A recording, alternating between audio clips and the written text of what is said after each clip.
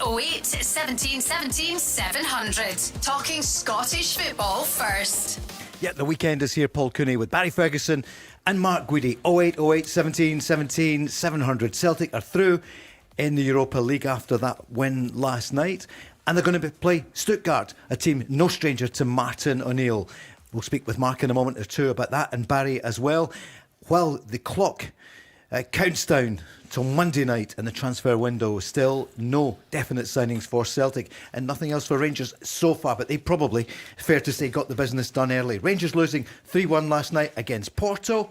We'll hear from Danny Röhl after the game. But Barry, Stuttgart, you've played over there. Celtic are through, and it's great that we've got a Scottish team still in there. Despite all the troubles at Celtic, they're through to the qualifiers. Yeah, it was a fantastic stadium to play in. It was a long time ago, if I'm being brutally honest. But listen, it was a brilliant experience. But every team you go and play in Germany, I think the stadiums are all fantastic. They always create a brilliant atmosphere. And they're sitting, I think, 5th in the Bundesliga just now. So Celtic will fancy their chances against Stuttgart. Yep, 5th in the Bundesliga, as you mentioned, against 3rd in the Scottish Premier League. I wonder if they're saying that on Radio Stuttgart at the moment, Mark. You and I were both covering when Celtic were there back in 2003 on the way to Seville. So Martin O'Neill knows a lot's changed since then, but he's doing a remarkable job, isn't he? Taking Celtic through to the next round. Yeah, when you look at where Celtic were when he took over the first time round, and he had 2 European games away to Midtjylland, he lost, and then away to Feyenoord, which he won, and then he's followed up with a point in Bologna last week and a win in Utrecht. And just a wee stat, Paul, 4 European games Martin O'Neill's been in charge of this season. He's taken 7 points from 4 games. Wilfred Nancy only took 6 points for 6 league games, so it shows you the difference that a manager can make to a team. So yeah, Stuttgart away was there. They run to Seville in 2003, and if memory serves me correctly, Bonnie Tyler was the half-time entertainment in the Stuttgart. Was she lost in Germany? It was. That's too old for you, Barry. That one, Lost in France. Do you know that one? No. That song, Lost in France. Do you know what age I'm at? I know it's your birthday in a couple of days. Barry, no doubt he'll join us on Monday on his birthday. Yeah. What year is that the big? No, not yet. It's not a big number for you. No, I'm a couple of years away from that. You're not the 55 yet. You calm down a wee bit. And Barry, listen, we're all dressed the same tonight. Absolutely, I know. Autograph collection. One for the viewers. He's in the. I know. That's true. Barry, what about Rangers last night? I thought they started the game really well. Before the game, I was actually saying to my son, you've got to remember, Porto are a very good team. They've got some excellent players. I thought they got off to a great start. Good goal by Gassama. Great ball in from young Finlay Curtis, who got a rare start last night, who I thought done really well. And then the last 20 minutes of the first half, Porto started to put the pressure on. You could see their quality coming through, and obviously they get 3 goals. I think if you look back, or Rangers look back, the 3 goals, they'll be really disappointed with the 3 of them. You can't give goals like that away against a quality opponent like Porto. And then the second half, I just felt Porto were happy with the result. Rangers didn't want to concede any more goals. And as before it, we all knew Rangers were out the competition. And now they can go and concentrate on the league and the Scottish Cup. A bit of a calamity, wasn't it? The second goal with Tavernier and Jack Butland. Yeah, it was. I mean, 2 very experienced players. I think if you ask them, they'll be disappointed when the ball's that long in the air. You're expecting Tav just to go and deal with it, maybe header it or just get it away, and then there's a mix up between Tav and obviously Jack. So that was a poor goal to give away. But as I said, I thought the 3 goals were poor goals, and that's something over the last couple of months, to be fair to Rangers, they've been really solid at defensively. Rangers fans, what are you thinking ahead of the weekend? It's a massive game. Hibs on Sunday. 08 17 17 700. Your chance to get right through to the former Rangers manager and the legendary Rangers captain Barry Ferguson. Mark Guidi here too. Mark, for Celtic, off to a flyer last night. Barkas was back. Obviously he had a blunder as well, but Celtic 3 up in 19 minutes. Yeah, it was a flyer, and they played some really good football as well. I mean, you could see that Utrecht were a team coming in low in confidence. There's no doubt about that, but you've still got to go and win the game. There's still pressure on Celtic to win the game, and pressuring the players to go and do it. even though Parkhead is busy last night, there's not an atmosphere, Paul, and that really might come back and bite Celtic between now and the end of the season when they're going for various trophies. But you've got to get the job done, and various players chipped in to play their part. 2-0 up, well deserved. Nygren getting on the score sheet again. You know, £2 million, what a bargain he's turned out to be. The third goal, very fortuitous. I mean, it's great to see a Scottish team get a penalty like that. I get it, but my God, it's ruining the game. If you're getting penalty kicks for that, it's absolutely ruining the game. And normally European games, VAR tend not to re-referee, but for VAR to get involved with that, I just thought it was a shocker. However, it was great for Celtic. They got the third goal.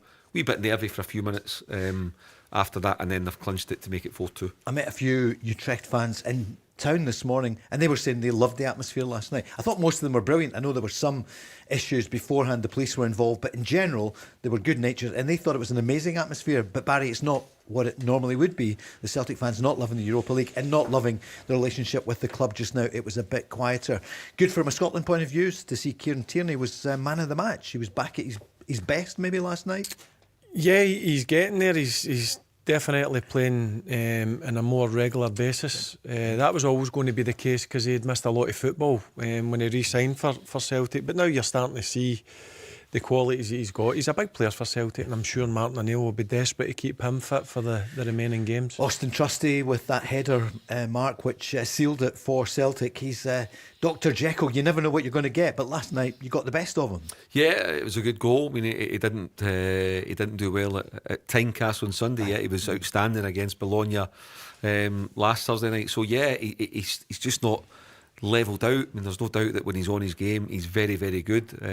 But other times he can let the team down. But overall, very, very positive last night for Celtic. It's progress in Europe, and they'll earn another few quid from a very, very difficult tie against Stuttgart. We've got the transfer deadline phone here, just watching to hear if anyone has got any news on any signings. And what about the games this weekend? Killie against Aberdeen, Livy at the bottom against Motherwell. Motherwell chasing, well, almost everything. St Mirren against Dundee, and Dundee United Hearts. And then, as we know, on Sunday at 2 o'clock, Hibs against Rangers, and then 3, Celtic against Falkirk. We'll hear from Sean Maloney shortly because he's been speaking about Stuttgart, Celtic's opponent. They came out the hat today. But first of all, let's hear Martin O'Neill after Celtic's win last night. We're delighted, obviously, with the result for a start. Performance, I thought, for most parts was really terrific. After the first 2 minutes in which they forced a corner, I thought our pressing was terrific. And as a consequence, we got ourselves a couple of goals in front. And not that you're ever coasting in a game, but we were doing splendidly. And I thought we'd just maybe see it through to half time. They get a goal back. It unnerves you a little bit. And then when they got the second goal, then of course you're just beginning to get a wee bit concerned, because at that time I actually thought we were flagging a little bit. But Trusty comes up with a great header. Naturally we deserved to win the game. But it was overall, I was delighted with the performance. Consistency, Mark. They do change during games, don't they? For so long they were so good, but they clocked off a little bit and then they nipped in and scored just before half time. They did. I mean, imagine, it's probably natural in a way, 3-0 to think, right, okay, we're cruising. Utrecht have been really struggling the past couple of months. You think, right, we're fine, the points in the bag. And if you switch off, it just shows you, Paul, at a European level that you can get punished. But a positive is that they've weathered it, they've come back, and they've gone and get the fourth goal to give themselves. Overall, it was fairly comfortable. But it's not easy to get wins in European football. There's no doubt about that. And for Celtic to clock up what they have over it and give themselves a chance of progressing, then it's been a more than decent campaign. And I think credit to Martin. And he could easily have, when he came in, even the first time round, kind of dismissed Europe, but he's managed to marry the two in terms of the league, and he deserves credit for that. Barry, Billy's on, big Rangers fan, saying, Barry, would you be happy that Celtic are through in Europe and they've got more games rather than they can just concentrate on the league and the Scottish Cup? I was asked that question today when I was out and about. By Billy? No. No. See, as a footballer, I would rather be playing 3 games a week. Yeah, I would. The only difference, if you didn't have a European game, if people were maybe struggling with niggly injuries, it gives them that bit of rest time. But no, listen, it doesn't really bother me, because I know for a fact that the Celtic players will be looking forward to to playing in Europe and playing against a really good Stuttgart team. Here's Martin O'Neill about qualifying. We've got long odds about us qualifying after about 4 games or something like this here, but great credit to the players, genuinely great credit to them. They worked tirelessly, and they have done. And I just said to them before the game that you don't want... Last Thursday's performance was magnificent, playing for 60 minutes with 10 men. The performance in Feyenoord was great. So you just didn't want that to count for nothing. And the only way that we could not count for nothing was just get through. And we won. And so we're in the next stages of the knockout. Another night at Celtic Park. Mark, what would you say to Billy, who left his comment on 0808 17 17 700 about being in Europe? I agree with Barry. I'm sure most players are the same. I think it's probably supporters that get more kind of anxious about the schedule. But if you're playing, I think back to Rangers' run to the European final 2022 under Giovanni van Bronckhorst. And they managed to marry too. I remember a couple of times maybe ahead old firms, Rangers will be tired, they went to extra time. But then they were winning Scottish Cup semi-final, etc., etc. So, no, I think if you're a player, you think, well, would I rather be sitting in the house on Thursday? Ask any Rangers players. They've not made it through. Yep. Would they have wanted to be... Ask a Celtic player 3 years ago, would you like to get a chance of a run to a final in Seville again? Of course they would. So, listen, if you play for Celtic, you play for Rangers, in this case Celtic, if that kind of campaign or that kind of schedule daunt you in any way, then you shouldn't be playing for the club. Celtic fans, what do you think? Give us a call, 0808 17 17 700. A couple of you on last night, though, weren't going to the game, which is almost unheard of, partly because of the Europa League as opposed to the Champions League, but also the discontent at the club. But they're still in Europe, they're still in the title race, although Hearts are top, Rangers second, Celtic third. Danny Röhl last night, 8 in a row wins. I don't think they were expected to win against Porto over there, but they scored first. What did Danny Röhl feel afterwards? Yeah, I think we start well in the game, very on front foot. Had the first 15 minutes were well how we played, brave, front foot defending, good ball winning situation before the goal. And then of course by the 1-1 we come a little bit a step too late, but it's normal football. Then I must say the 2-1 was too easy. This was a little bit in this moment then the killer. And then, the first half, of course, they controlled the game more. We missed in some moments, especially in the opponent half. We spoke about this. We have to be brave there because we have the time to prepare the actions. Then we had 2-3 situations where we come too soon, too quick to a finalization action. We are not prepared for this. And then second half, we tried. We played, still with courage. I think we played also some good football. But all in all, we defeat. For me, it's about the process. I think when I compare this game to my first game in Bergen, I see a big difference. We are competitive, but to win these games, you need them, especially also in the final third, this extra quality, this extra final pass, and this is what we have to work on. Barry, for those who didn't see it, what do you make of Porto, and how do they compare with some of the other major teams in Europe? Yeah, they're a good team. Yeah. You can see why they're sitting top of the Portuguese league. You can see why they've not conceded a lot of goals. They've got real quality. The pace that they play at, their movement and their technical ability. So I think everybody knew it was going to be a tough night for Rangers. But after the first 10 minutes, you're thinking, oh, here we go here. But they grew into the game, Porto. You could see their quality coming through, and in the end, they thoroughly deserved the win. Looking at some of the rankings in the paper today, Mark, I see just looking Diamande on 7, Raskin on 7 as well. This is in the record. And also the youngster, Finlay Curtis. But we'll hear Danny Röhl in a moment or two. But you like the look of Finlay Curtis. He's just not going to get enough game time. Well, at the moment, yeah, I would agree, but You look at some of the speculation, Paul, in the media the past 3 or 4 days, Gassama linked with a move. Yeah.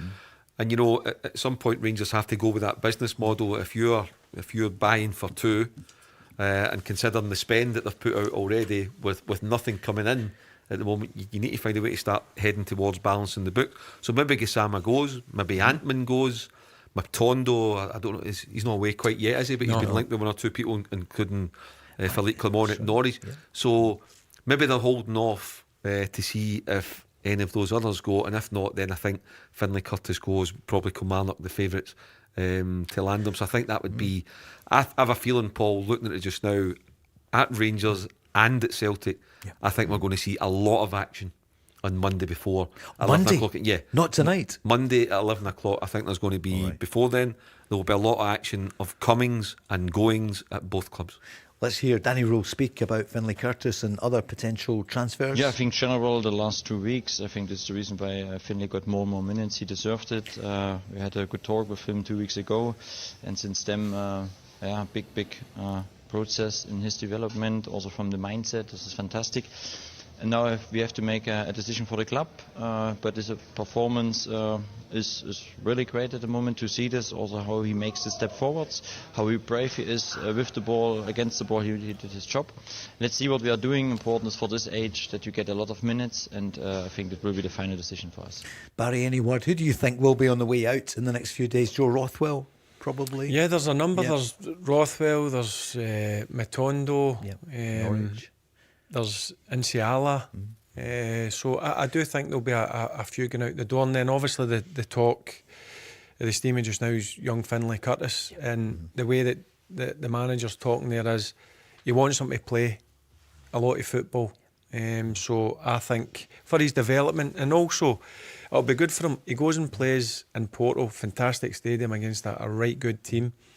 And then he's going to be going down to a rugby park to play. That's a bit of character building as well. So, and Rangers know the two coaches down there, the manager and obviously the first team coach really well. They'll know that he'll get well coached, well looked after, and they'll be on him.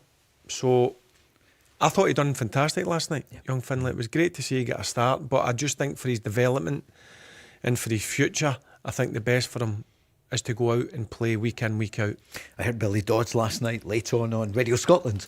I couldn't find the Rangers game, Barry, but you've revealed to me, because I've got TNT, couldn't find it anywhere. Yep. Where was it? Amazon? Yeah, that was it. Yeah, but I was looking myself. Publicise it better. Yeah, absolutely. The Yeah. Go I thought Radio you were going to say something commercial else debate. there. No, not at all. No, it's no way. I mean, they need to publicise it more. We'll get them onto Michelle and the team here. You know, it's the football audience. We kick off at 5 every night. Barry, 1.5 million people have been listening. Superb. I've caught some of the action over the past few weeks, Mark. So, yep, thank you for making the switch every night from 5. Martin O'Neill wasn't there today. He was at the funeral of John Robertson. So, what a legend, what an amazing guy as a player, and then he coached to Martin O'Neill, and a Scotland legend, John Robertson. Yeah, do you know I bumped into him obviously Aye, when Martin O'Neill was the manager and John Robertson was the coach. I bumped into him 3 or 4 times.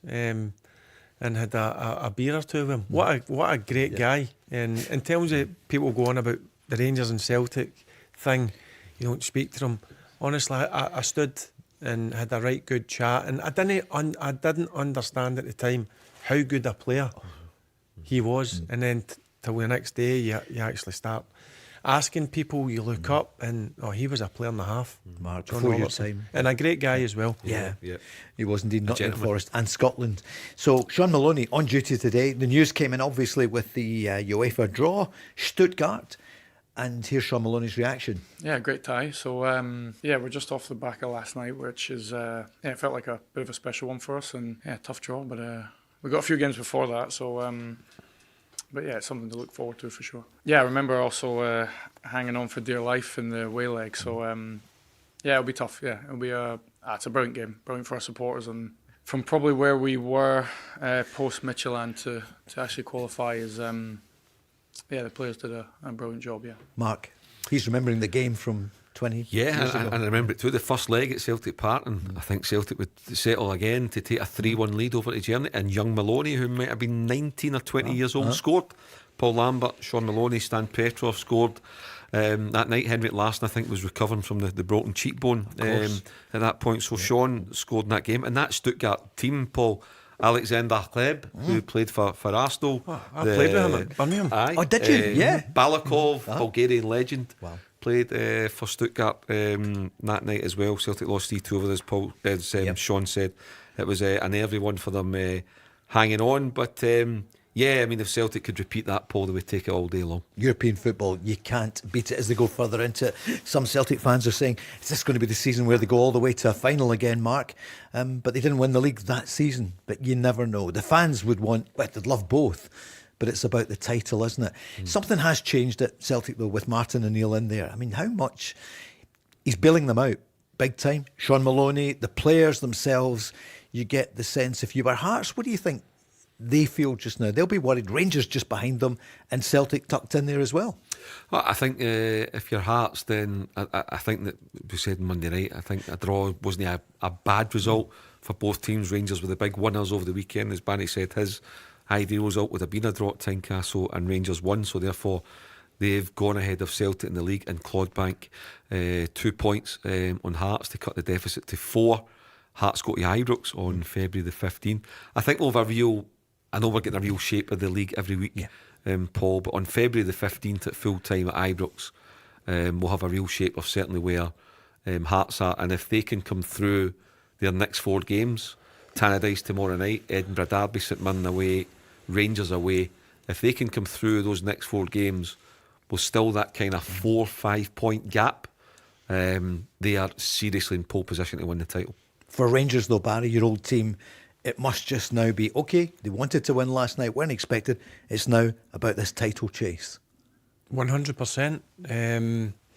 And February is such an important month, the games that Rangers have got. Starts on Sunday against Hibs, and then you've got Kilmarnock, and then you've got Motherwell, you've got Livingston away thrown into that, you've got Hearts at home, and in between that as well, you've got Scottish Cup game against Queen's Park now, and then we all know what's coming at the start of March. So it's an important month for Rangers, Celtic, and Hearts. I think come after the Old Firm game in March the 1st, then I think you'll start to see a picture. More coming after this. The Go Radio Football Show with Burger King. It's the weekend. What language was that? Was that discoteca? That was with the European football coming up. It's Spanish. Did you enjoy the programme last night on... well, this programme, obviously, first of all, you heard Darren Adee and Jamie Murphy. Jamie's out at the moment with a groin injury, so hopefully he'll be back soon. Because Championship tonight, Barry, you always love it, and you've got a game tonight on the telly. Yeah, and it's a cracker. It's Which the one is top it? two. Yeah. St Johnstone against Partick Thistle. So, yeah, I'll be tuning into that. I think that will be a nervy affair. It'll be a good game as well. St Johnstone have got some really good players, and so have Partick Thistle. Lots of calls coming in. We'll talk about in fact, we'll get the prediction with Shawfield Timber later in the programme. Someone's coming on and could win, how much is it? £1,000. And John last weekend, Barry, I haven't seen you since then, so close. Obviously one game was off, you got 4 out of 5. You got 5 out of 5 last week. Yeah, what was the one he went against Hibs to beat Falkirk? That was it. I just what a result for Falkirk. I just fancied Falkirk, and another brilliant result for John McGlynn and his team. What a season they're having, and they thoroughly deserve to be in the top 6, and I think they'll easily make that. And we'll find out what you think for this weekend, because that's one of the big games, obviously, with Celtic. Mark, let's look at the transfers just now. In fact, we can hear Martin was asked last night. There's not much he could say. Sean Maloney's speaking today. Obviously, they're getting close. Well, I tell you, this is what he was... Well, on the stocks at the moment, what about Fares Gegemis? We spoke about him last night from Serie. Top of the table, aren't they? Serie B. That's it. What do you think? 6.5 million? A winger? Yeah, but they're definitely looking for a wide right player, Paul. They've been linked with 6 or 7 players. Gedemus is a player that appears to be in pole position, and it's a good spend as well. I think it might come in around about the 5 million mark, but it's one of those ones where that they would be hopeful of, selling on at a big fee. Like we've been discussing recently, Celtic don't have that in their squad anymore, Paul. Yeah.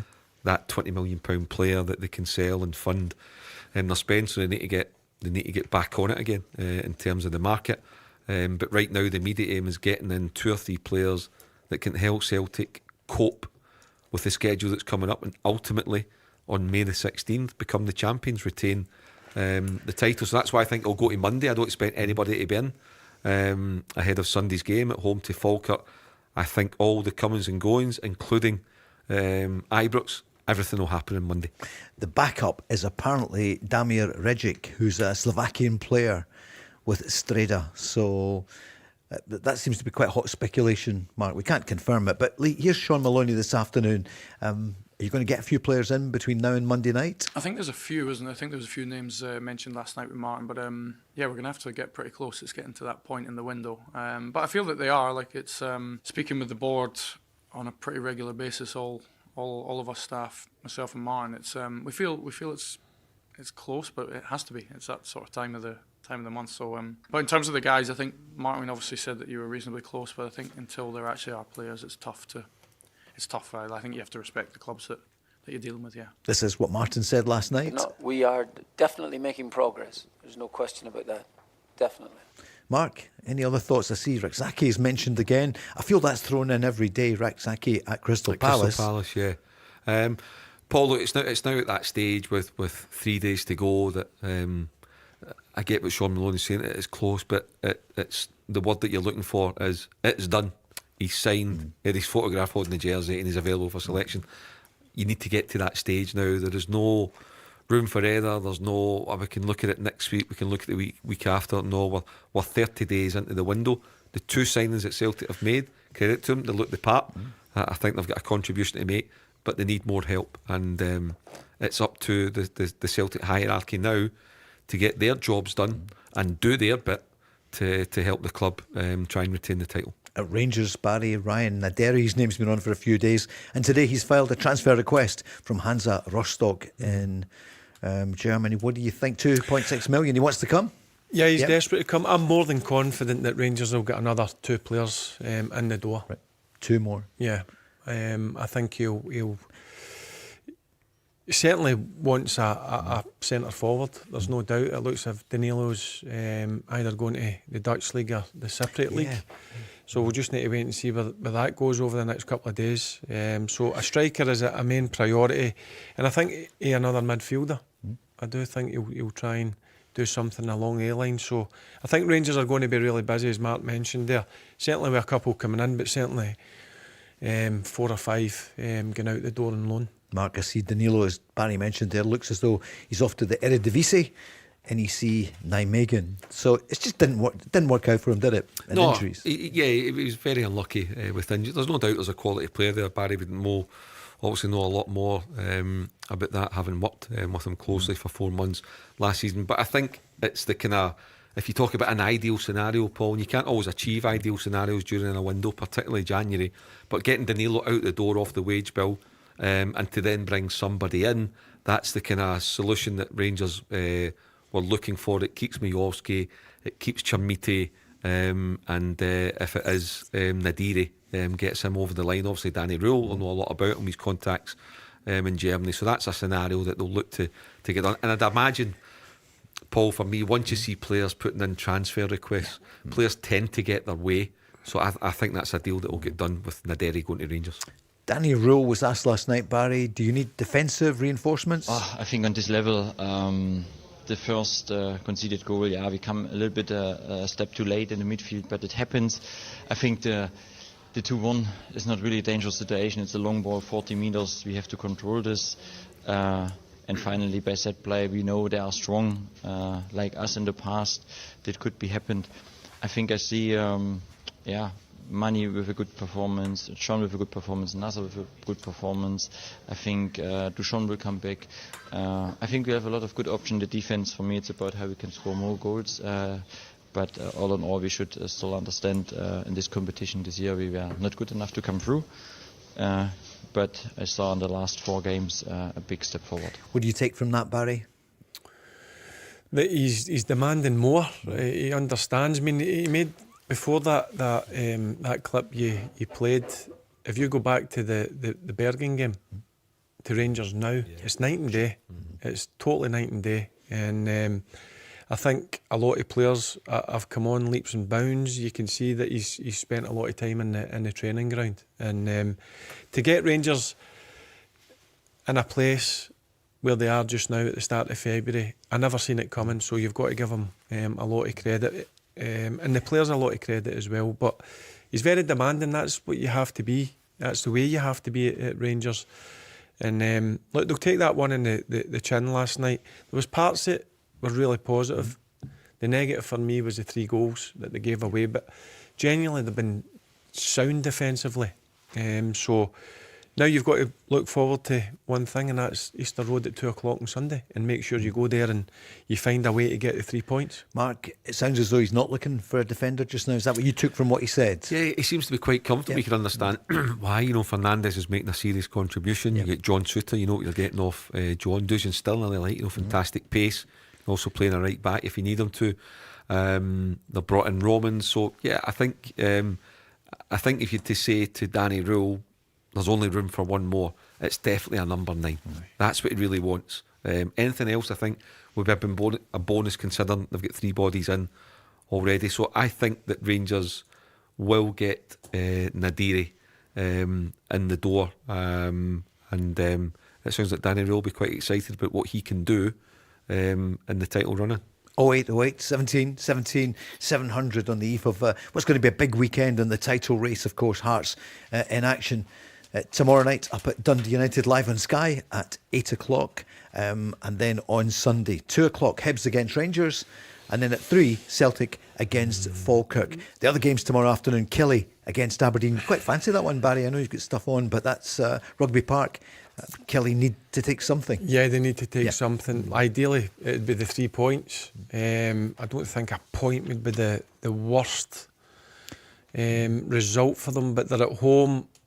They really need to get winning games. I know it's still early. It's only a couple of games into Neil and Billy's appointment, but they know that they need to start to win games of football, and I think it's a good opportunity for them against Aberdeen. We're going to go through all the games on the score predictor with Sheffield Timber. Let's hear more from Sean Maloney in action today for the media after Celtic came out the hat with Stuttgart, February the 19th and 26th, and the qualifying section of the tournament.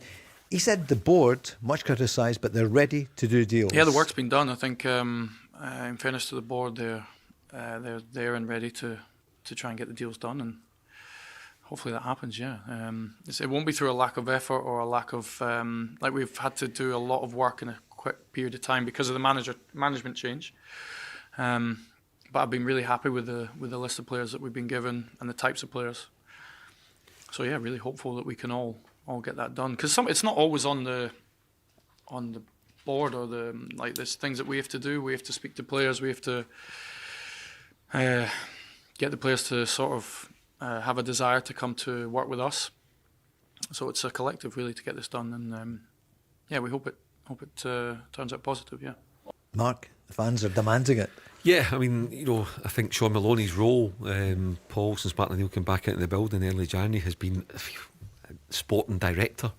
He's taken on that mantle of doing the work, really getting in about potential targets, looking into their background, looking at agents, looking at financials, and then, they pass them on to the board. There's been a number of meetings with players, a number of things, looking into the eyes of players as well. So different things. So they have been working really hard, and what they need to do now in the next 72 hours or so is, because I don't think anybody new is going to emerge in terms of a transfer target. Right. There'll be people that have been on their radar that they've been spoken to. It is now, I know what Sean's saying and I get that, but it's up to the board now to go and get deals over the line. There's money there to spend, Paul. There's a title on the line. They've progressed in Europe.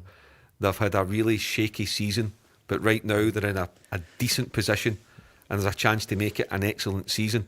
So go and give the manager and the staff and the players and the supporters, give them something to be happy about in the next couple of days, because the last 2 windows at Celtic have been far from acceptable, and the last window in the summer is what tipped Brendan Rodgers over the edge and tipped the Celtic fans into the action that has led to where the situation and relationship is with the club and the hierarchy just now. So there's a chance to, it's not going to cure all ills, but there's a chance for the hierarchy to show everybody we know what we're doing. There's a willingness from us to go and retain the title, and we have tooled up the manager and the squad to give them the best possible chance. I wonder who gave Sean the list. Yeah. Good. Good question. Mark, do you know? But see, as a manager, you get that. You've obviously got a recruitment team, but you must know yourself who you want. Who would be ideal to come in and strengthen. And Sean was involved in it, wasn't he? Obviously, it was Wilfred Nancy and his people, Paul Tisdale at that point. But it's a rip it up and start again job, most of it, wasn't it? And he but kind of touched you've got on to it understand there. as well, but the amount of work, because Martin's come back in, that probably they wouldn't have fancied any of the players that the previous manager would have wanted. So that's what you've got to understand as well. There's a lot of work. It's not just about, right, I fancy that player. You need to go and do a bit of digging. You need to go into his background, where he's been before, can he handle pressure, what's he like as a character. These are all the things that you've got to do, and it just doesn't happen overnight, unfortunately. It takes a bit of time, and that's why probably the reason is everything's going to happen on Monday, because they've had to make sure, right, if we are going to spend money, it needs to be spent in the right players. Darren O'Dea was on last night, as you know, guys, and he was speaking about, I said, whose idea was it that Adamida should be sold? And of course he was involved in it, being at Swansea at the time as assistant manager to Alan Sheehan, and of course they got him, which with hindsight now was not a good move for Celtic, but I think they were hoping to bring somebody else in, Dolberg, to come in, and it didn't happen. So this is the thing, there's so many moving parts to it, but this must be the same for every club. Barry, do you think Celtic seem to overcomplicate it? No, I just think it's a certain scenario that's happened, that the manager struggled to come in, Wilfred Nancy, and they've had to go and bring Martin back. And as I said to you, that's been the reason. There's been a list there that they probably would have signed 3 or 4 players. But as a manager, you come in, you might not fancy their players. You might think, no, they're no suited to Celtic Football Club. So Martin, Sean, the staff, the recruitment team have obviously come up with another list, and then that's where you need to go and do a lot of work. People think it's just simple to go and sign a player. It doesn't work that way. Who's going to win the title? We'll answer that from Barry, from Mark. After this, it's coming next.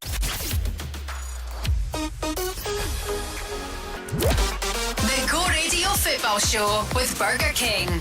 Lots of messages coming in on 0808 17 17 700. Barry Phil is on saying, I'd keep Curtis. Best cover for Auston. Yeah, I can see Phil's point. I would keep him, but then you've got to think the bigger picture. His development, to go and play week in, week out. He says cover there. I think Finlay's ready to play week in, week out. Not at Rangers at this moment in time, but I think in time he will become a regular. So the best thing for him is to go and get that experience and be under a bit of pressure. Because, for instance, if he goes to Kilmarnock, which he's been linked heavily with, he'll be under pressure, because Kilmarnock under a wee bit of pressure. So I think it would be an ideal situation for Rangers and for Finlay, and certainly Kilmarnock, because they're getting a very good young player whose attitude is second to none. I just think, yep, I would go and let him go and play on a more regular basis and get that experience. Then come back, go away, have a nice holiday, come back and hit the ground running at pre-season and try and force your way into the starting 11. No worries for you, Barry, that at Kilmarnock at the moment it's the wrong end of the table. It could be a slog all the way. It could be, but again, that's good for his development. Yeah, character. You can't get everything your own way, Paul. It's a bit of character building. It'll help his personality as well. He'll be under a bit of pressure. Because certainly that's what Kilmarnock are under at this moment in time. So I think it would be a really good move for Finlay to go. But see, on the other hand, Paul, see if Rangers decide to keep him, I'll be more than happy with that as well. Yeah, he does look a really good player. Mark, quite a few calls coming on saying about, what about the goalkeepers? You're a former keeper, both of them again in the spotlight last night. Wasn't a classic night for Jack Butland. I mean, I think most of us have seen that, the highlight with him, or the low light with him, and James Tavernier, and also Kasper Schmeichel. He had a couple of big saves as well, but could he have got maybe the second goal last night? Yeah, I think, you know somebody of Kasper Schmeichel standing should be saving that, Paul. I mean, it looks like his form, and we're talking about it with Auston Trusty earlier. You know, Schmeichel was outstanding on Sunday at Tynecastle, although maybe could have come off his line at the cross ball for the second goal. However, he's had a couple of cracking saves. In Bologna, kept a few clean sheets since Martin O'Neill comes back, and he's certainly a lot more comfortable looking. However, I think what this season has taught, looking at the bigger picture, and I know it's about the here and now, but the bigger picture is that Celtic need to go and find a number one. in the summer. I thought Tynecastle might have been up for it, might have been ready for it. I'm not so sure that he is. So Celtic, that'll be on the new manager's to-do list very, very quickly. As we always say in this show, never underestimate how important it is to have a top goalie. We saw one last night when Celtic were going for 10 in a row. They signed Barkas. Yeah. And look at him last night, just not up to it. And Jack Butland, by his standards as well, shaky last night, not exhuming authority. He'll look to bounce back for that at Easter Road on Sunday, where you imagine with Hibs being the home team will be a bit of a ding-dong game, and Jack Butland's going to have to be bang on it. Barry, Jack Butland first. You know him so well. You've known him for a long time. Last night... Yeah, and he's very honest. I think if you ask Jack, he'll definitely agree that he can do better for the second goal. It's just a mix-up with two very experienced players who, over the last 2 or 3 months, have been in fine form, let's be honest. But that one last night, I don't think he'll be too pleased with how he done. And in terms of Kasper Schmeichel, I think looking at the second goal, I think he's got to save it. I do. I think he's good enough and he's got the ability to save it. I watched it 4 or 5 times and I'm just thinking, a keeper of that quality, he's got to be saving them. Mark, that's what you said. Who'd be a keeper? We talked about it a couple of nights ago, but you need that consistency. And both of them capable of making really spectacular saves that help both clubs, but you just think you look for them to be a bit more consistent. Yeah, look, I mean, over the piece, they've both been excellent. Jack Butland was a free, wasn't he? He was a Bosman. Barry, look at the service he's given Rangers. He's been superb. He's had his moments. He was certainly shaky last season.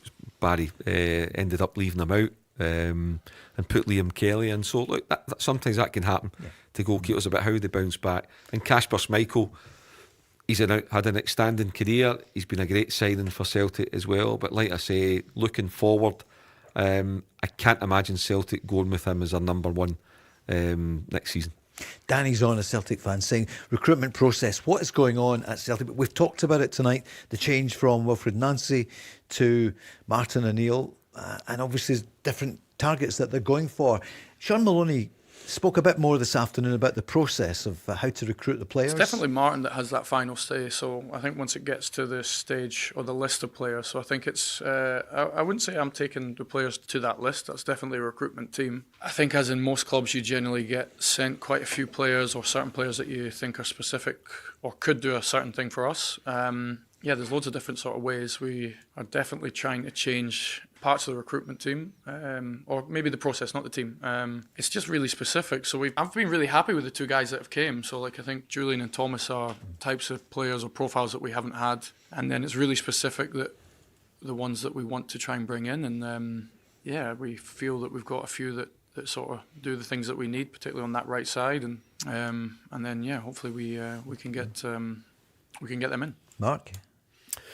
Yeah, Celtic have got work to do. Paul, it's not been an ideal window so far, but like Sean Maloney says, Julian at right back looks very, very competent, very capable, good bit of drive about him. He doesn't mind a tackle, which I like.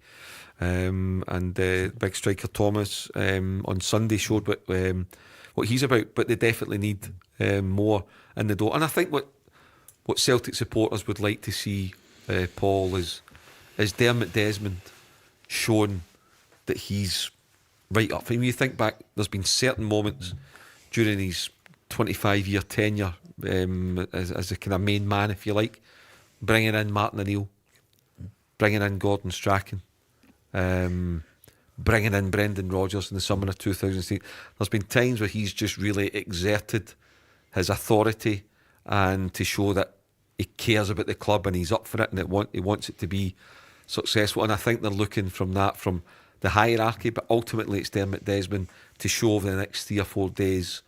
I've brought back Martin O'Neill and I'm going to support him as best we can because there's a title fight here, and on May the 16th I want to see Martin and the players holding the trophy, retaining the trophy, and knowing that he's done his bit to make that happen. So I think there'll be kind of eyes on him as well, and he very rarely doesn't deliver.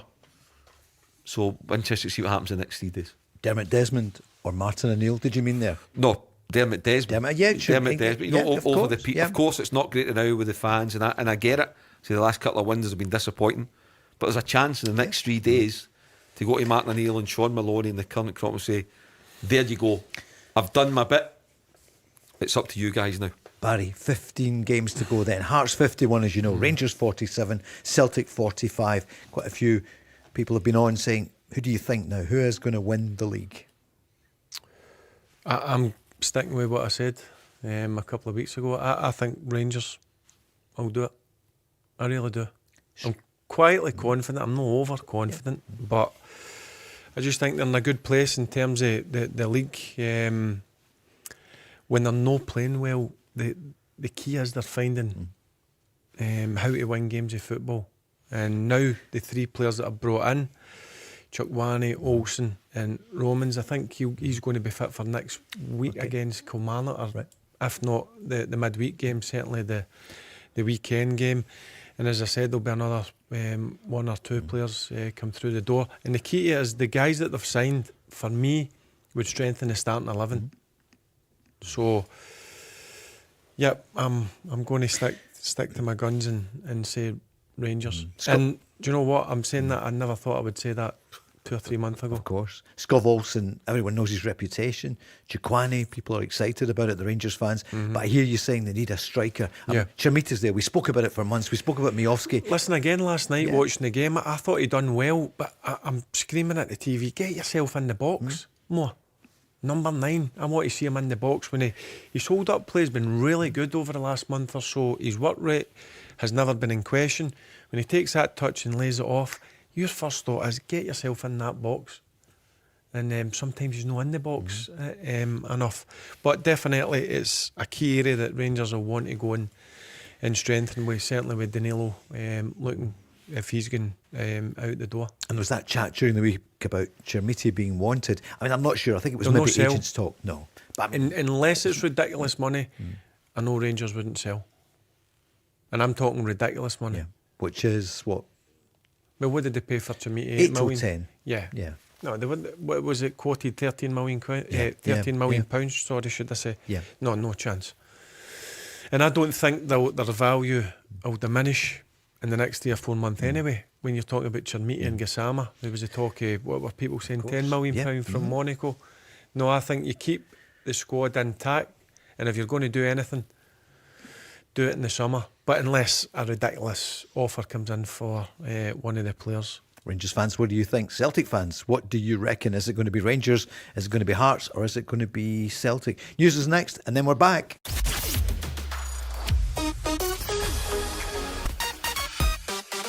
The Go Radio Football Show with Burger King. Watch live at 5 p.m. weekdays on YouTube. Join the conversation on 0808 17 17 700. Talking Scottish football first. We sure are. Paul Cooney here with Barry Ferguson and Mark Guidi. If you're watching on YouTube, Mark's just been checking the transfer deadline window. That and stuffing his face. Sorry, having a light bite there during the news when Louise was on. In the next hour, is anyone going to be signed sometime Friday night? It's hard to say. I Barry, agree with what Mark says earlier on. Right. I think all the business, certainly for Rangers and Celtic and other clubs up here, will get done in Monday.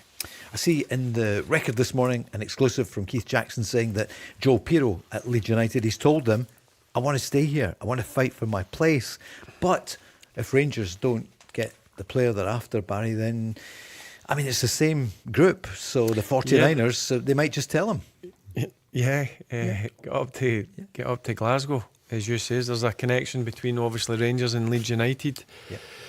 But their main one is Nedry. That's the one that they certainly want. But it might come to a stage where they might need to look elsewhere, Paul, because as we all know, the window is shutting on Monday night at 11 o'clock. Slamming shut. Doesn't just close, does it? Slam shut. What about Joe Pirro, Barry? What do you make of him? Yeah, good player. Not playing a lot of football at Leeds. Would they come up here and do a good job? I've seen him 3 or 4 times, certainly, playing. I mean, it's difficult to say, Paul, because I've seen so many players come up here, and you think he would do a real good job, and they've struggled because it's a difficult place to play up here. People don't understand. Listen, the standard might not be as high as other countries, but I tell you what, see if you've not got a big heart and you've not got a strong mentality, you'll struggle up in Scotland. Piero, he wants to stay down there, Mark, but it might be out of his hands. Yeah, I think Barry summed it up. Nadiri is a number one target, but if Rangers it ends up kind of getting down the line, it's getting to Monday, it's not going to happen. If Hansa Rostock are digging their heels in, I think it will happen, to be honest. But then, Piero, you're right, it's one of the ones where they say, look, on you go. Yeah. Going up to Rangers, 15 games, going to help Rangers win the title, go and bang a few goals in, getting the front foot. But I think it's one of those ones, if Danny Röhl, if Piero was like the number one target, I think that would be done by now. Yeah. So I think he's very much kind of on the kind of standby list. Hearts have got a few players in as well. It's been some window, hasn't it? Elsewhere, Aberdeen doing well. They've got a few players in. It's turning round just now under Peter Leven, and yet we've not heard yet who's going to be the manager. Why not give it to Leven? Yeah, he's certainly. I mean, he's been in the position a few times, so he's got the experience, Peter Leven, and he's been about the club. And certainly, if you listen to a few of the players doing interviews, they enjoy playing under him. They enjoy his coaching.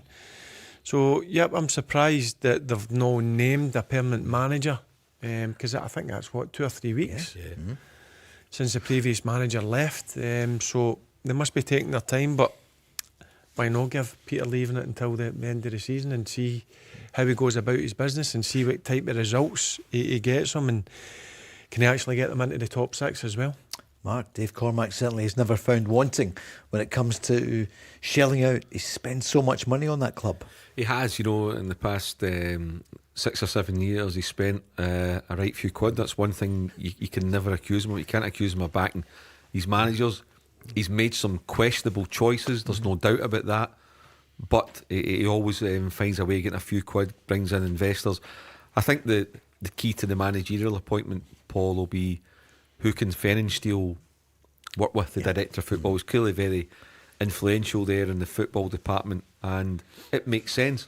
You've got to give him the say pretty much in who he would recommend to get the job, because they've got to work together. There's no point in appointing somebody that the board want but Fenensteel's not comfortable with. Otherwise there's no point in having Fenensteel there. So I think, as I said from the outset, if it's not Peter Leven, then it'll be a German that the Fenensteel's worked with on those. Do you feel a bit for Stephen Robinson? Not that for St Mirren fans they'd love to keep him, but he doesn't seem to get mentioned much. Early on he was, Barry, but given the job he's done at St Mirren, very surprised, because I think the job he's done at St Mirren has been remarkable, if I'm being brutally honest. I know they've had a tough period over the last month or so, but listen, he knows his way about Scottish football.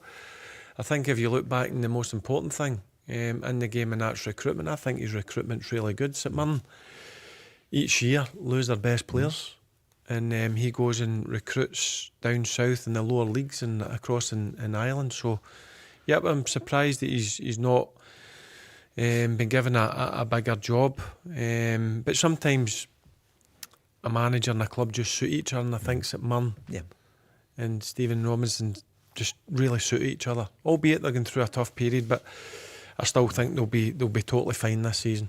Lyle Cameron up there at Aberdeen had a really good start. Brilliant signing for Aberdeen. Come in for a fair bit of criticism. I don't think a lot of the Aberdeen fans were too happy about it, but he's a quality player, Lyle Cameron. It's been a bit stop-start since he signed with Rangers. Had a few injuries, not had a lot of game time, but he'll be Aberdeen's best player, no doubt, between now and the end of the season. Do you think he might have gone back to Dundee? Because they have done well, haven't they? And they loved him up there, and he would have got more game time, but Aberdeen have nipped in. Yep, I'm sure there was a lot of interest in young Lyle, because as I said, he's a very good player. Dundee could have been an option, but he's chosen to go to Aberdeen, and as I said, I watched him. I think it was his debut against Wraith Rovers in the Scottish Cup, and he was head and shoulders above everybody in the pitch. For me, just tired. the last 15 or 20 minutes, which is only natural because he's not played a lot of football. So I think it was a really good bit of business by Aberdeen. He's some player for the size as well, because he's not too often head and shoulders above, but he's so talented, isn't he? He is. Listen, he's not the biggest, but listen, he's got a big heart. Yep.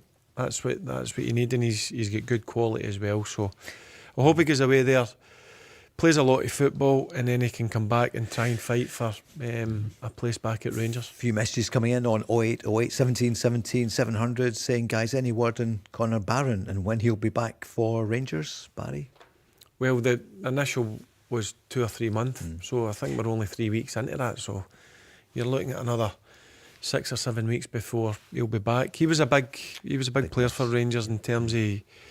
I thought he was growing every single game he was playing with Rangers, and he's actually a standout on a number of occasions. So that was a sore one. But Chukwuani's come in. Now he's going to be playing because obviously he couldn't in the European games. So no, I think Conor will not be back until probably the start of March, mid-March.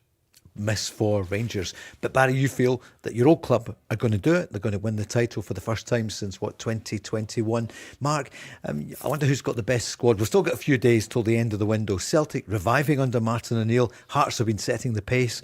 And Rangers have come from nowhere. So looking at the squads themselves at the moment, what do you feel? I mean, the Hearts squad, is it deep enough now? I know they've got the injuries. That's a bit of a blow. But what do you feel about Hearts just now? I'm not asking you who is going to win it, not yet.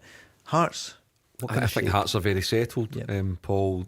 But they've got a difficult few weeks coming up, and starts tomorrow night with a tough game at Tynecastle. But I think there's good depth there. You look at Rangers. I think if you're Danny Röhl, you've got to be really, really happy, obviously, with results and the progress that's been made. The backing from the board that he's had already, although I do agree, I think they do need a number 9. I think we said right at the start of the window, the winner of the title might be the one that gets the best number 9 in the door. So if you look at Rangers, they're looking for one. There's a clear option that Danny Röhl wants. You look at Celtic, they've got one in the door. Ian Atchell comes back last night, so maybe there's not that big a need now to bring in another number 9. And Maeda can float across there if he stays to the end of the season. And then you look at the number 9 at Hearts, they've lost their best number 9, arguably the best number 9 in the country, in Lawrence Shankland. So there's tales of number 9s already unfolded, and some that we've still yet to see. But I think looking at all the squads just now, probably the one that I think I'd use the word settled, is more settled. I think out the three, it's the Rangers squad. Right. You reckon it's Rangers under Danny Röhl? Just the way it's settled down and the way he's got them playing. It's just, but you can't take it away from Hearts, Paul. They've set the pace. You've got to give Celtic credit for what they've been able to do under Martin O'Neill. But I just think there's a real settled look about Rangers without playing great football. It's not like they're having dazzling performance, but that doesn't matter if you're winning.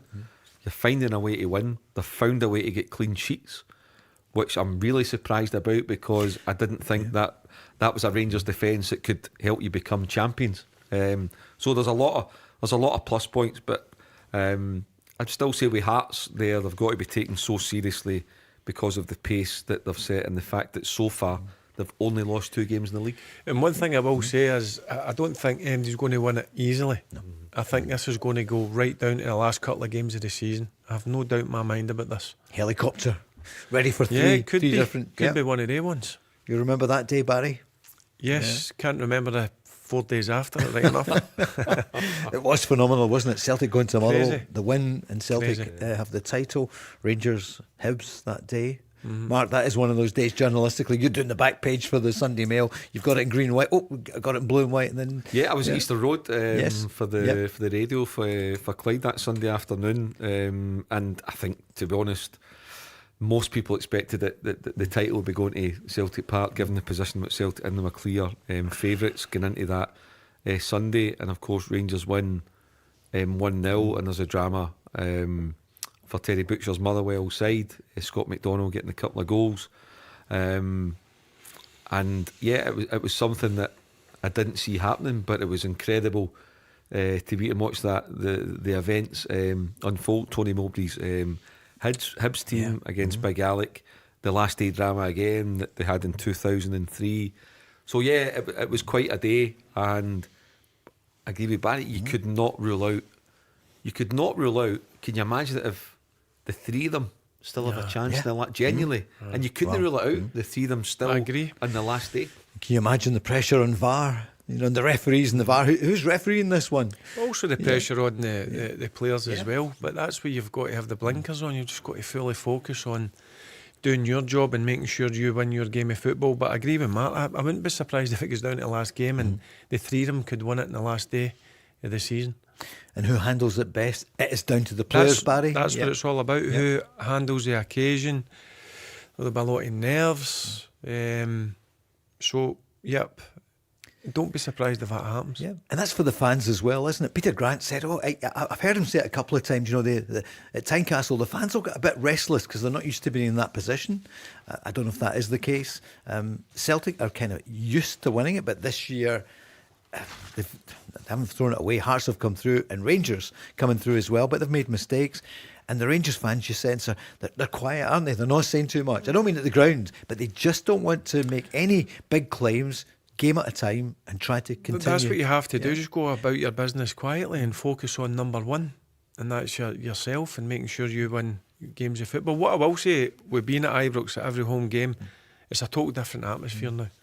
Even walking about the stadium, walking about the lounges, it's a lot more bubbly, and it's amazing what winning games of football does. And Mark made a good point a few minutes ago. Being at the games, I think if you ask the manager and you ask the players, what's the performances been like? They've been good. They've not been top class.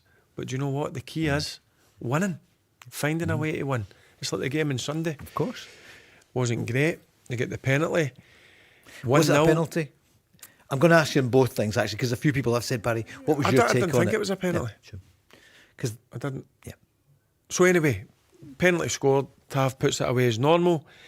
And then you're thinking, right, it's going to be another 1-0, get right to the end, and then they score a couple of goals in injury time, which was good to see because there's been a lot of 1-0s. But again, if you look back in that 3 or 4 month time, you'll not think about how you played or how many goals you scored. What did you get in the day? 3 points. That's all that matters. What's in the record book? 3-0. And actually, a few people have 3 been points. I'm going to come back, and I'll come back to it about the big talking points. The Rangers, they got the 3 points. Meanwhile, through at Tynecastle, it was the controversy. We spoke about it Monday, Tuesday, Wednesday, not tonight, but a few people are on asking Barry what you feel about it. I thought it was a red card, I did. Right away, did you, Yes, honestly? I did. The ball got away from goal. I think if you watch it, I don't think the Celtic players are going to get in. I think the Hearts forward has clearly got the pace on the defenders, and his touch will be going and he'll get a shot away on goal. I thought it was just clumsy from Trusty. Were you surprised though that VAR got involved, given that the referee was there, and Stephen McLean said not yellow I card? don't think there would have been as much nonsense going on if the referee had just given a straight red. Yes, I think that's the key. That's the key. Absolutely, that's the key to it. Had it been a non-field decision red, I think you could. It's totally justified. I think that's absolutely fine. It's for me. I don't think there was enough fact there for VAR to get involved. That's right. And VAR is there not to re-referee. VAR is there to advise the referee if he's made a blatant mistake. And I don't think giving the yellow was a blatant mistake. That's for me. I don't think VAR. So, because I think it's still very much down to opinion. Yeah. I don't think it's factual as in he's bearing right down on Schmeichel. It's at an angle going away from goal. For me, that was enough doubt for VAR not to get involved. And of course, last night VAR got involved. Okay, in Celtic's favour, but that shouldn't have been a penalty. No, I agree with him. I agree with Mark. Yeah. If you're given penalties for that, it's the game's gone. Oh, the ball's burst. Penalty for that. What does that mean, Mark? I know all these phrases. I know what it means. The game's up a lump. Getting back to the table, Paul. Yes, I'm going to bring you back to it. It's a 3-horse race. Yep. Absolutely, we get that. But you look at it, Hearts and Rangers, it's in their own hands. They're in control of their own destiny, the title. Celtic need a favour. in terms of Hearts, because Celtic only play Hearts once now. So there's only a chance to make up 3 points. So Celtic are looking for it. And I'm not saying Hearts are going to win 15 games in a row. I don't believe that for a minute. However, Celtic need a favour, whereas Hearts and Rangers, title destiny is in their own hands. So if Celtic win every game, it's not enough. If Hearts win. Exactly. Yeah. You're good at all that. I like the way Mark does that. Barry, do you not? He does. He's always good with the points and all the rest. Thought going into that. Absolutely. A lot of thought. I must try it. Yeah. No, I'm not at this stage. I'm not going to do it. So if each team wins the next few Yes. games, and then the 15th of February, Rangers against Hearts, what would Celtic want? Great question. Yeah, it's got to be Rangers to beat Hearts, isn't it? Yeah, I would say so. It's got to be. Yeah, that's exactly because Celtic will look upon it as they've still to play Rangers twice. Yep. So there's 6 points up for grabs there. So yes, I think if you're Celtic, as it stands just now, you'd want Rangers to beat Hearts. Because it was similar, Yeah. the game at Tynecastle there. course, You that's asked me right. You what want- I think a draw was the perfect result for For sure. Rangers. We could get Peter Grant, Andy Walker saying, "Come on, the Gers." Do you think that'll happen in the programme? Absolute no danger. No danger. Sean Maloney was speaking today because Martin O'Neill is at the funeral of his old colleague and his teammate as well, of course. You know, twice they won the European Cup at Nottingham Forest. Barry, it is remarkable. We love the stories in football, but what they did under Brian Clough, it's amazing. Anyway, it was Sean Maloney today, and he actually gave an insight into what we're talking here about who'll win the title. The manager's Derek McInnes. I want to ask you more about him. Danny Röhl as well, 36 years old. It's remarkable. And Martin O'Neill, twice his age. But Sean Maloney spoke today about what he's learning from Martin. He's an amazing man. I'm sure the media days are slightly different with me than Martin, so I definitely need to take a leaf out of his book there. He's got fundamentals that I think have, in terms of how he sees the game, how he sees winning a game, that I think I've probably been reminded of. I think as a young coach sometimes, and probably have been guilty, that you can definitely overcomplicate things. But Martin sees things really clear, and really clearly with certain players as well, of what he needs them to do. And I think that's been a huge learning curve for me over the last sort of couple of weeks and before that. And he still has this ability to bring out the best of players. So yeah, it's been fascinating working with him. Actually, really enjoyable, and I think all the staff would probably say similar. Yeah. Barry, you were smiling during it. What have we spoke about a number of times? I think football's simple, made complicated by a lot of people. I honestly believe that, and a lot of people disagree with me, and that's their opinion, and they've got every right to disagree. But you're just listening to Sean, who was up and coming, young manager, and just listen to his words there. Listen to his words closely. Yep. No sign of a bluffer. You know what I mean? He's talking about keeping it simple. Mark, you know Martin O'Neill really well. You covered all those games and you know him. Yeah. What do you make of what Sean was saying about him? It's spot on. And, you know, it was a really good appraisal there from Sean Maloney on an experienced figure as Martin O'Neill. And for Sean, who don't know quite what path Sean's going to take in the future. One thing, he'll be involved in the game if he wants to stay at Celtic, whether it's as a manager, as an assistant to if there's a new manager after Martin O'Neill, or this kind of sporting director's role. I think he's enjoyed, but it'll be up to him what kind of path he wants to go down. But that was a phrase that he used there. As a young coach, you tend to overcomplicate it. But that's where the game's gone, Paul. Now, you know, owners coming into football clubs, whether it's up here, down the road, it's they want to be dazzled by PowerPoint presentations. Yeah. But the most important thing is getting a player to play for you. Just giving them a simple instruction. And the simple instruction, for example, from Martin O'Neill, but the same instructions that he had 35 years ago when he was starting out at Wycombe Wanderers. See the centre half, make sure the number 9 doesn't have an easy game, and see if the ball comes into the box, header it away. Win it. And see you, give it to him, you get into the box, and see the striker, go and you bully the centre half and get the ball into the back of the net. Very, very simple, but very effective. And you can see that Sean's identified it, the way he deals with players, the way he just looks at certain attributes that players have got and then say that's your strength, go and play to that. So for example, Yang, he's encouraged Yang from when he was in the first spell, get at the fullback. You've got a good bit of pace, you're strong, go to the fullback. You don't need to pass it on side all the time and try and play boxes. Go and take on the fullback and get the ball into the box. And look at Yang, look at the goal he scored against Rangers, albeit Celtic's lost the game under Wilfred Nancy, but that was down to Martin O'Neill telling him to be direct, to believe in a one-on-one situation that you can get the better. And then Sean Maloney talks about the aura and the presence that Martin O'Neill has. But I think it will have been for Sean Maloney and Stephen McManus and Matt Foley. I'm just saying that, okay, yeah, sometimes we do overcomplicate it. It's like a board choosing a manager. Yeah. They overcomplicate it. Hearts went through a process of that, want to overcomplicate it. Whereas Derek McInnes was under their nose. I think Rangers overcomplicated it last summer by not giving the job to Barry when they went for Russell Martin. Overcomplicating it. Celtic overcomplicated it by giving it to Wilfred Nancy when they had the guy right under their nose. Barry, it's kind of back to basics, isn't it? And the game's changing a little bit as well. The long ball's coming back in again. This is probably down south as well. I just feel you sometimes just make it simple for the players. That's the best instructions. And again, modern day, I feel they want their handheld to go and show them every single thing. Sometimes when you go out on the pitch, it doesn't work the way that you put it up.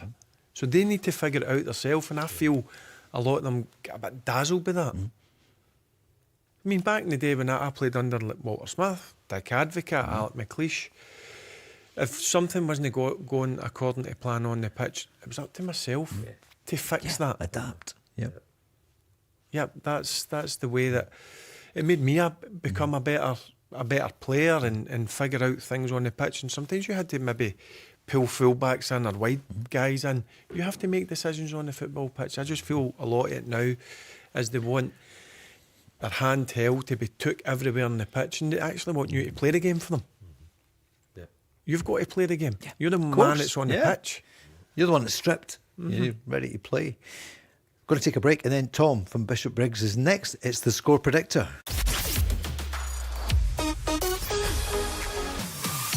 Go Radio Score Predictor with Shawfield Timber.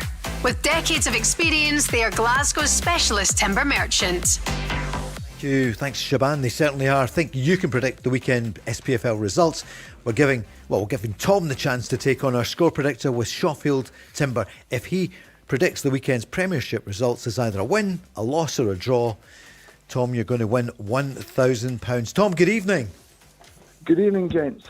Good to hear you. You're in Bishop Briggs in the north side, and your team, you're a season ticket holder at Celtic Park. I am, yes. So, what did you feel about last night, about the win?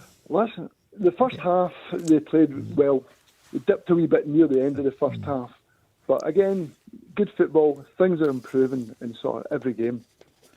So, Martin O'Neill, will you be there helping with the statue if he either wins the Europa League or the Scottish Premier League, or both? Both. You think both? It's good to hear some optimism, because obviously it's been troubled times for Celtic. Barry wants to say hello. How you doing, Tom? Hello, Barry. How are you? I'm good, thanks. I'm good. And Mark Guidi, Scotland's top pundit, it says in the script, is here as well. Hello, Tom. Hello, Tom. Nice to speak to you. And just one wee piece of advice before you make your predictions, in case you're not aware. Barry got 5 out of 5 right last week, so just keep that in mind. He called the 5 right. But do you know what? Yeah, John last week was really good as well, and he was so close. It was just the Falkirk result. So, and obviously one of the games was off, but I think he was going to get it anyway. So let's see. No weather worries this weekend. Tom, what do you do work-wise? I'm a hygiene technician. All right. Okay. What does that mean? Mopping floors and cleaning toilets. Right. Okay. Well, I'll tell you, we've all done it, and absolutely fantastic. We certainly need it, Tom. So great. Kilmarnock against Aberdeen. We'll start there. I'm supposed to ask you, Tom, every single one, but I'm not. I'm going to. Mark, what do you reckon? Killie against Aberdeen. I am going to go a 1-1 draw. 1-1 draw. Right. Okay. Barry, I'm with him. Are you? Yes. Going for a draw? I think it's going to be a draw. Tom, what do you feel? I'm going to go for Aberdeen. You're going for the Dons up there, right? I'm taking a note of yours. Yep. I was the Janny for a while, actually. Early on, I was caretaker janitor. Fantastic. Seriously, I was, exactly. I was fixing the window. They don't think I can do anything. I was. Any broken windows, I'm there putting the putty in and all the rest of it. I did it for 6 weeks down in Langbank many years ago. Seriously, I wasn't working and I was there. So Absolutely. For set of ladders to go up with the windows. Of course. 5'7" and a good day. Right, Tom, so you're going for Aberdeen on that one.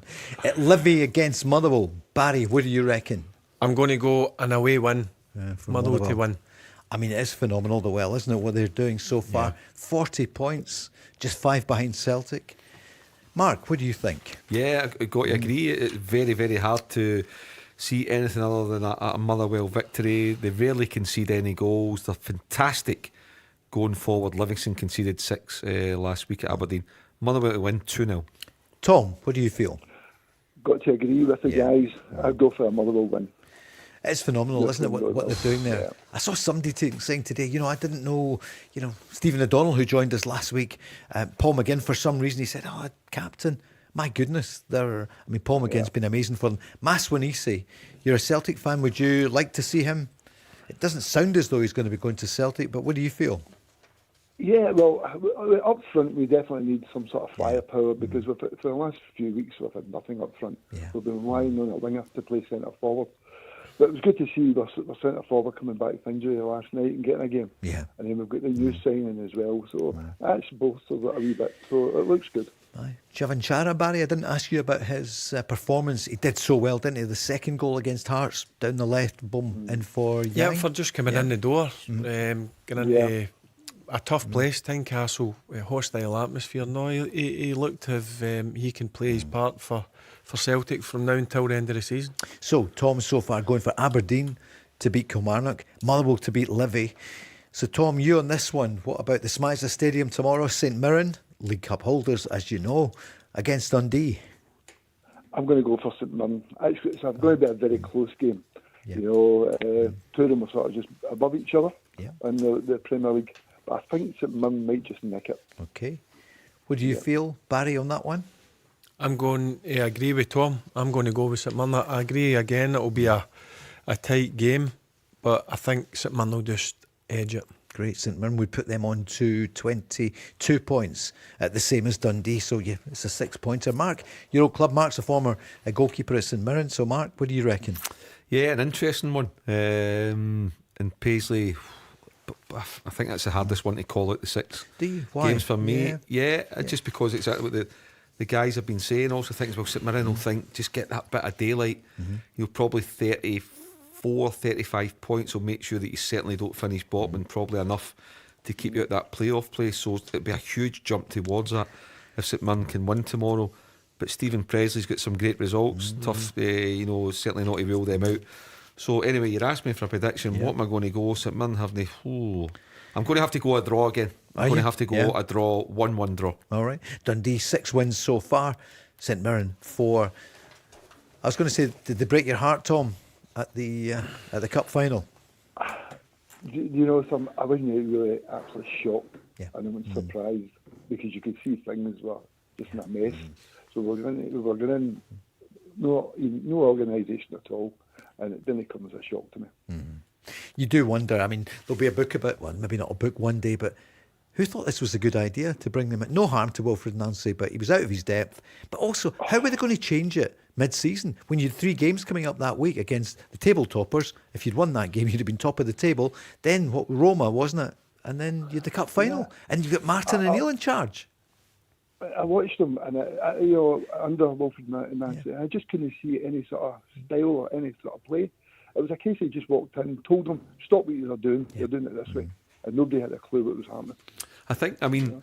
I wouldn't say the decision to appoint Wilfred Nancy as manager, had he come in at the start of a season and get a pre-season. However, the decision to bring him in at the time that they did and to remove Martin O'Neill, considering they'd won 7 out of 8 games, is one of the worst decisions that Celtic will have made in their history. Not to appoint him as manager, but the timing of when they did it, considering what was going on, one of the worst decisions in the history of the football club. And that was the thing, Barry. Bad timing. It was the timing. There's no... It was just a baffling decision, if I'm being honest with you. When Martin O'Neill first came in, keep him until the end of the season. He was getting them winning games of football. What was it? He lost 1 game? 1 out of 8. Yep. Michelin. Were you advising the Celtic board, Barry, at that point? I mean, Tom, I think Barry was involved in this for sure. Did you get undercover? Yes. Tom, right, But so. you look at the guy's CV. The guy's CV is brilliant. He's had a good track record until he came into Scottish football. Yeah, and at the time, I agree with Mark. At that point, who thought that was a good idea? It's a phrase I've got. Who thought? Anyway, they did. Dundee United against Hearts then. So, wow, what a game. Sky, 8 o'clock. Barry, I'm going to go to you first on this one. I'm going to go with the Jam Tarts. Yeah, going for the Hearts. Yes. Up at Dundee United. Yeah, okay. Dundee United themselves, I mean, listen, everyone needs a win, would love a win at this point. Mark, what's your feeling? 2-1 to Hearts. You're going for Hearts as well, so Hearts would go on 54 points at that point. Dundee United at the moment at 25. If they could get a win, they go into 28 along with the Dons. What do you feel, Tom? I'm going to go for a draw. Right, yeah. In this one. Is that your heart or your head? I just feel Hearts have got a few injury problems, especially with Lawrence Shanklin being out. Yeah.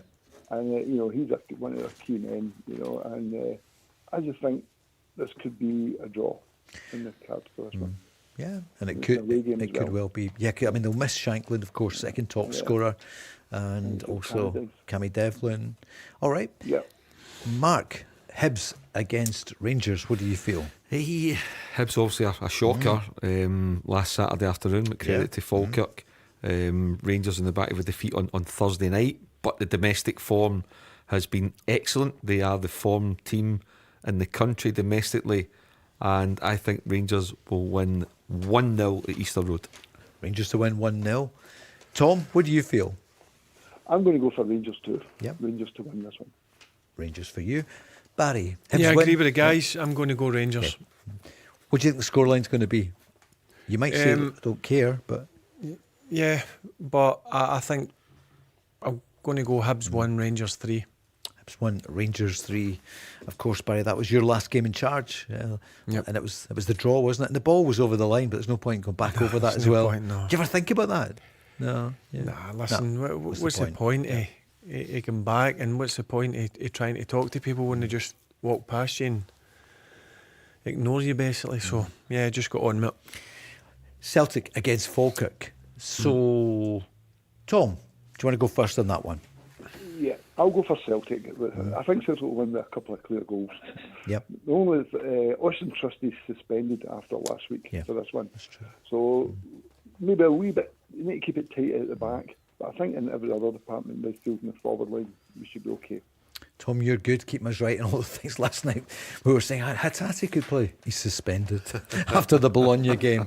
So, Barry, what do you think? Celtic, Falkirk? Yeah, I think Celtic will win it by 2 or 3 goals. Yeah. Mark? Celtic to win, but I think Falkirk are going to make a real game of it. Celtic to win 2-1. 2-1. And tonight, Tom, don't worry, it's not in the coupon here. St Johnstone against Partick Thistle. Who do you fancy? And this is not for the score predictor with Shawfield Timber. What do you think? I'll go for St Johnstone. Going for St Johnstone? What? Yeah.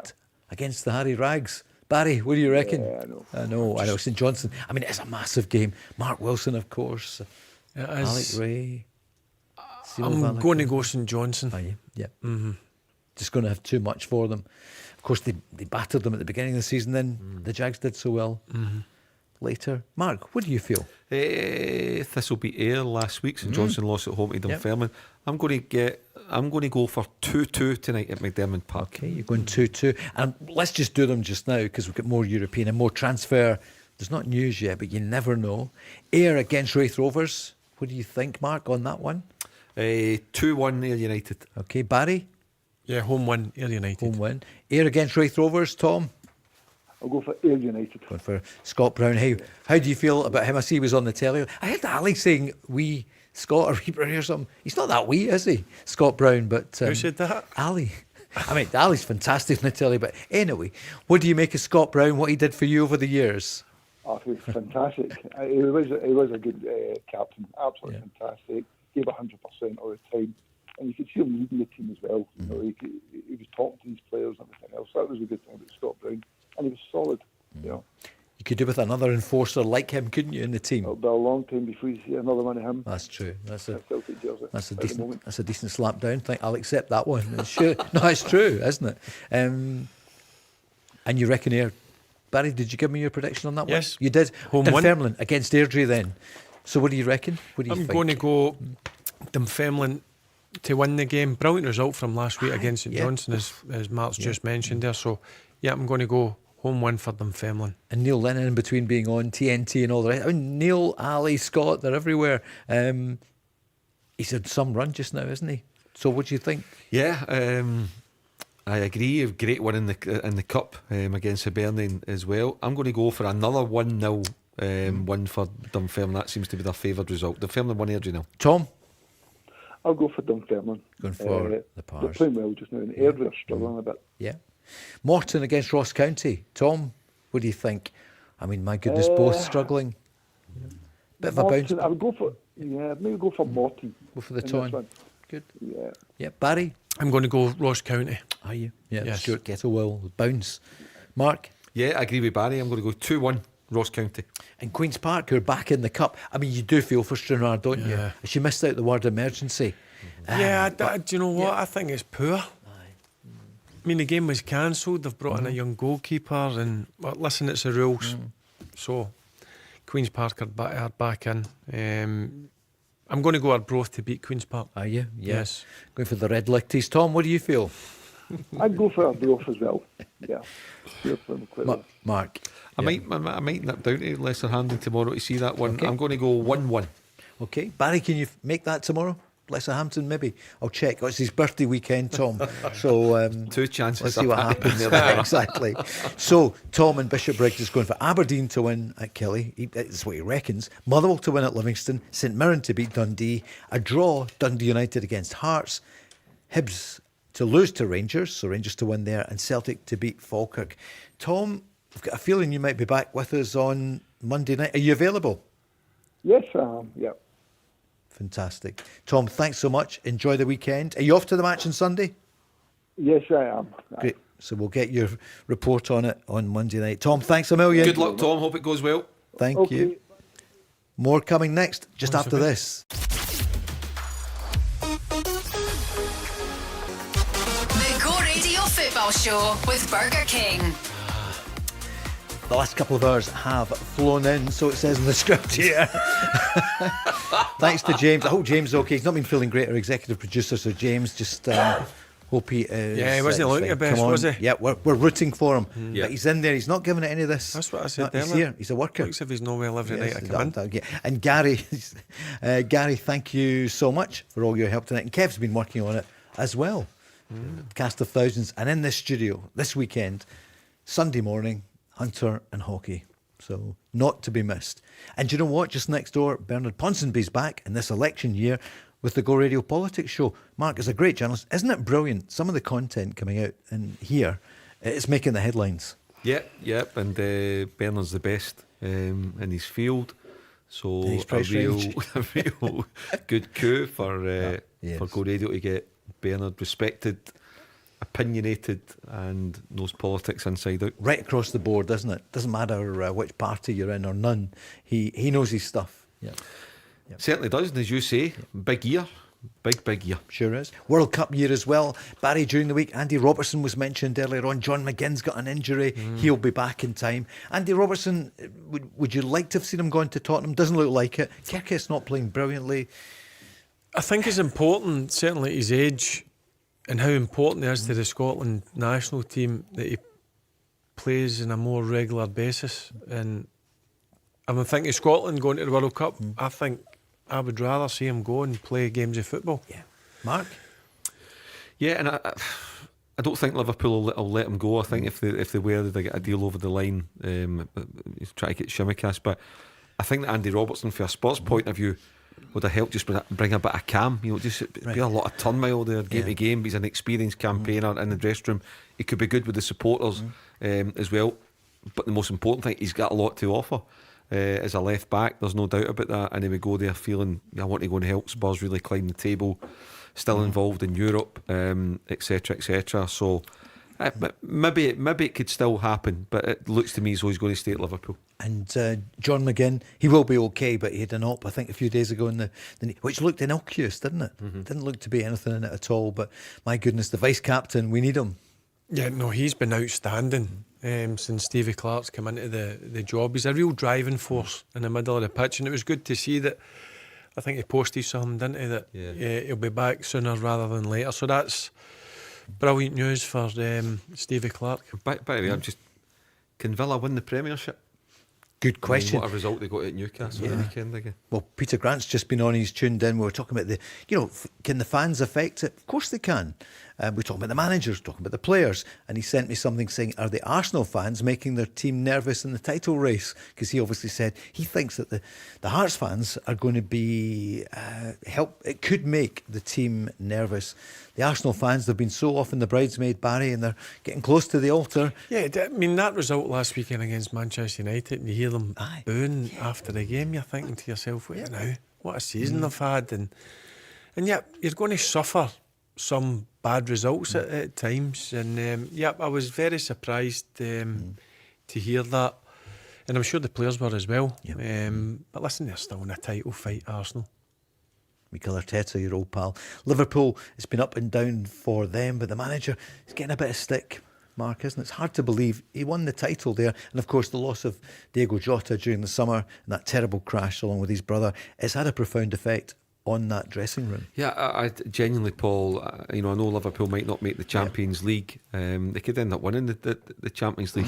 It's been a season where Liverpool have dipped below the high standards that they set. They've really lacked consistency. One or two of the new signings haven't quite worked.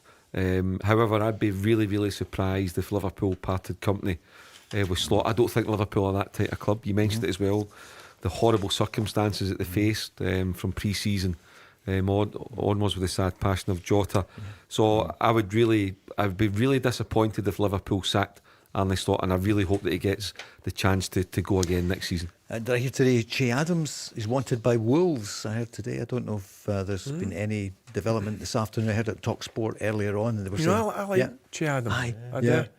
The only thing you would maybe say, is he an out-and-out goal scorer? No, he's no, but I think he brings so much to the team, hard worker, and I think he's a really good player, Che Adams. On transfers, is the Benfica goalkeeper available? I see it's Benfica, Real Madrid. Barry, what about that moment into injury time? They thought they'd done enough to go through to qualify for the playoffs, but they hadn't. They needed another goal. And look who they get again in the draw.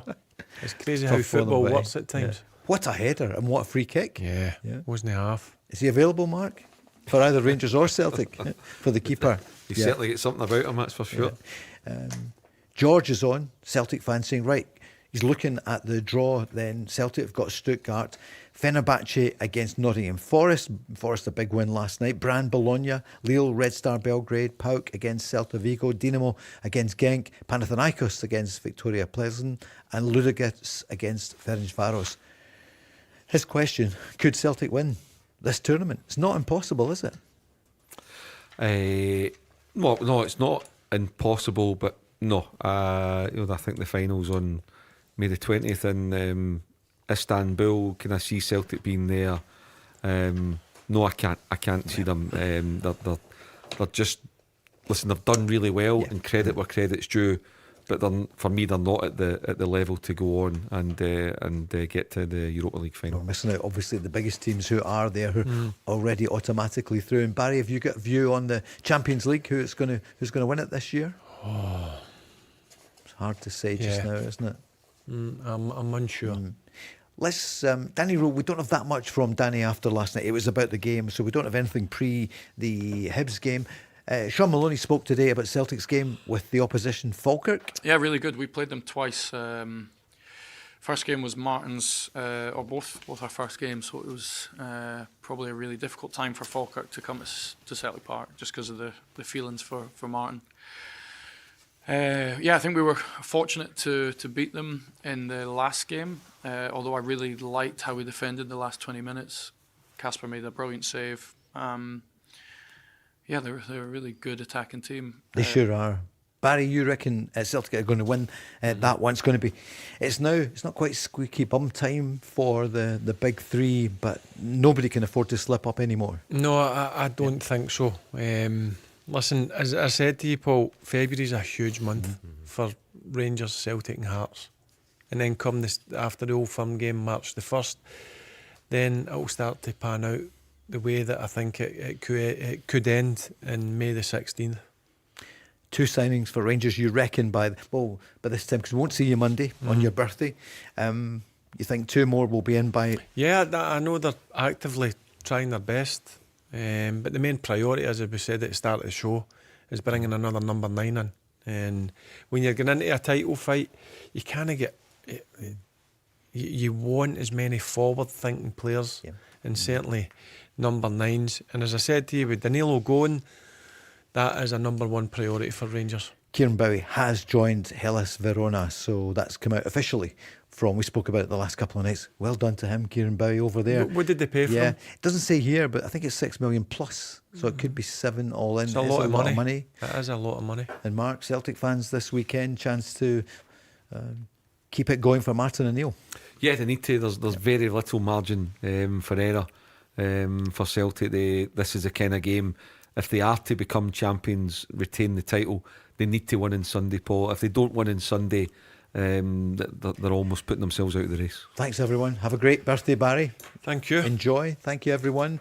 Up next, then, after the news, it's going to be Zoe Kelly.